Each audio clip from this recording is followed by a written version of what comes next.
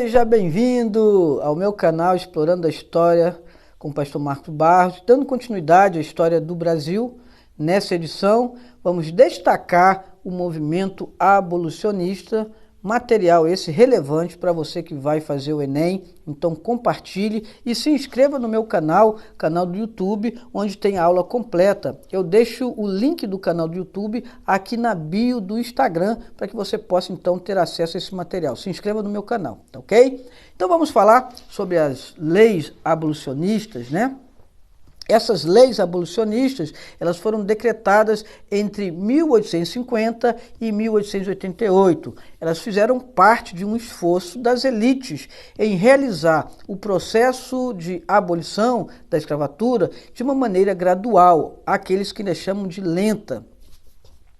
Essas leis promoveram, então, essa abolição gradual e lenta, conforme desejavam as elites econômicas do Brasil. Esse era o interesse, né, dessas elites. As leis abolicionistas são, como conhecemos, a legislação que promovia a emancipação dos escravos.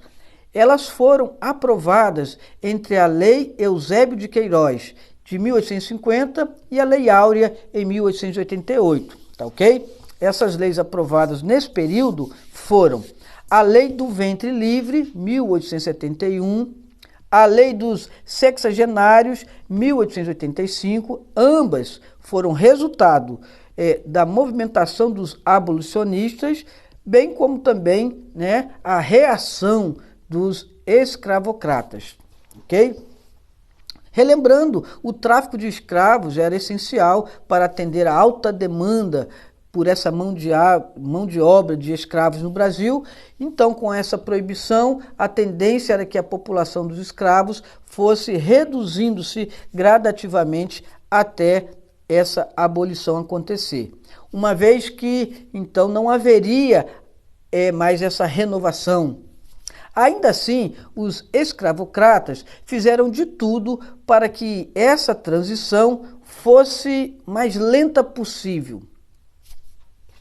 Então nós vamos ter aí as leis abolicionistas, em parte, dentro desse esforço de impedir que essa abolição pudesse acontecer de maneira imediata e irrestrita, e de promover determinados avanços para conter também a força do abolicionismo.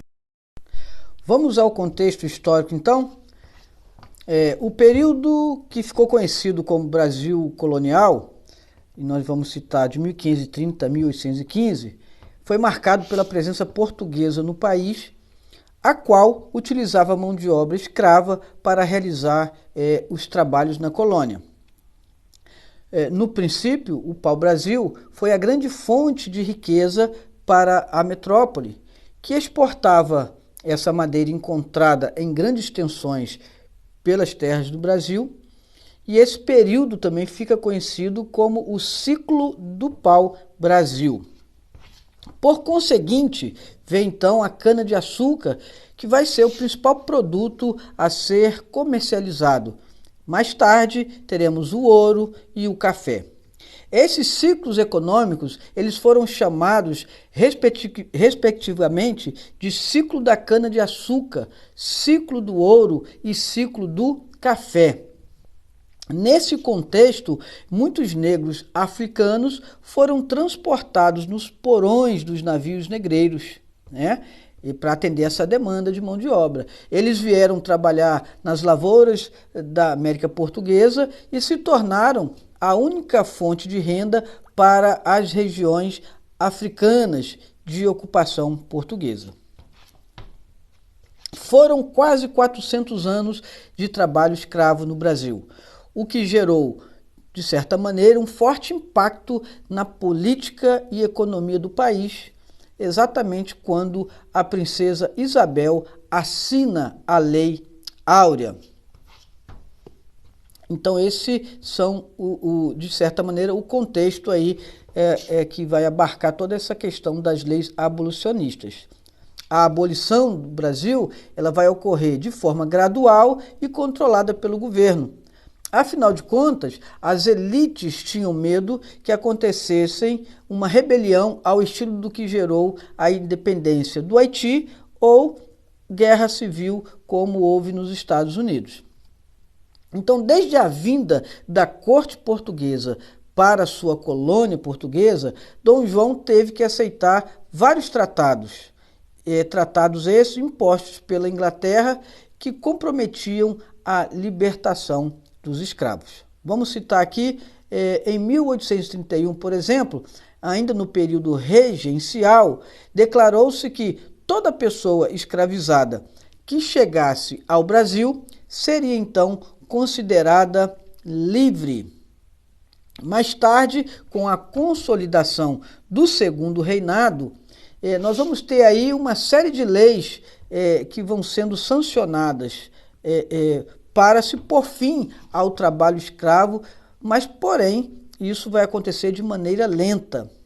Vamos citar algumas dessas leis, são elas. A Lei Eusébio de Queiroz, 1850, que proibiu o tráfico negreiro da África para o Brasil.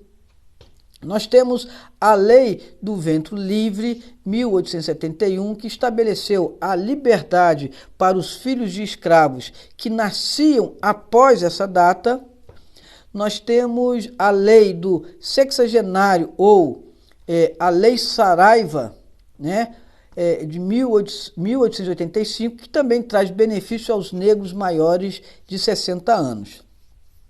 O processo de libertação dos escravos não foi simples, pois os grandes proprietários de escravos e latifundiários, eles queriam receber uma indenização por isso, né?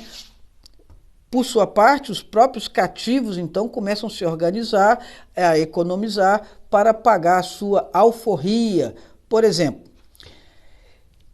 Igualmente eram comuns fugas, motins, rebeliões, por conta de todo esse questionamento. Essas leis também deram aos escravos a possibilidade de solicitar na justiça a sua liberdade, caso o seu senhor transferisse de maneira indevida ou se ele provasse que tinha chegado ao país após o ano de 1831.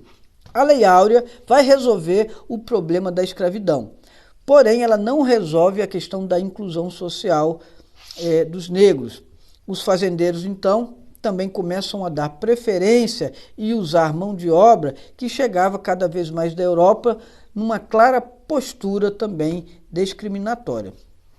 Então nós vamos ter o abolicionismo como um movimento político e social da segunda metade do século XIX, que reúne políticos, literatos, religiosos, escravos e a população interessada em acabar com o comércio e o trabalho escravo no Brasil. Os nomes que se destacam nesse movimento abolicionista, né, brasileiro, nós podemos citar André Rebouças, Joaquim Nabuco, José do Patrocínio, Castro Alves, José Bonifácio, Eusébio de Queiroz, Luiz Gama, Visconde de Rio Branco e Rui Barbosa. Não podemos deixar de citar a Princesa Isabel, de 1846 a 1921, filha de Dom Pedro II, foi a primeira mulher a administrar o país, sendo, portanto, uma figura importante, não somente na busca pela libertação dos escravos, mas também pelos direitos das mulheres. A princesa já havia assinado a Lei do Ventre Livre quando exerceu pela primeira vez a regência no Brasil. Também era uma conhecida admiradora da causa abolicionista, então ela também está dentro desse contexto, tá? Desse modo, ela representou um ícone feminino de grande importância para a história do país.